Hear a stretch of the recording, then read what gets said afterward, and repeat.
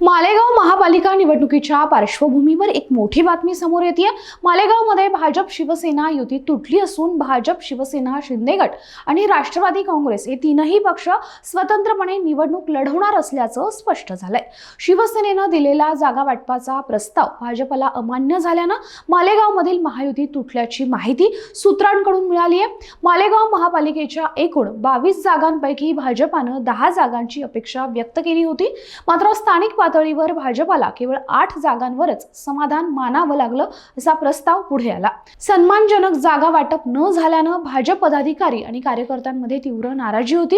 ही युती करण्यासंदर्भात पक्षांतर्गत खतखत सुरूच होती अशी माहिती आता समोर आली आहे। दरम्यान नुकताच भाजपमध्ये प्रवेश केलेल्या एका गटानं सुरुवातीपासूनच युतीला विरोध दर्शवला होता। या गटाने निवडणुकीत तटस्थ भूमिका घेण्याचा निर्णय घेतल्याचं बोललं जात होतं। या सर्व घडामोडींमुळे मालेगावातील महायुती अधिकच कमकुवत झाली आणि अखेर युती तुटण्याचा निर्णय झाला।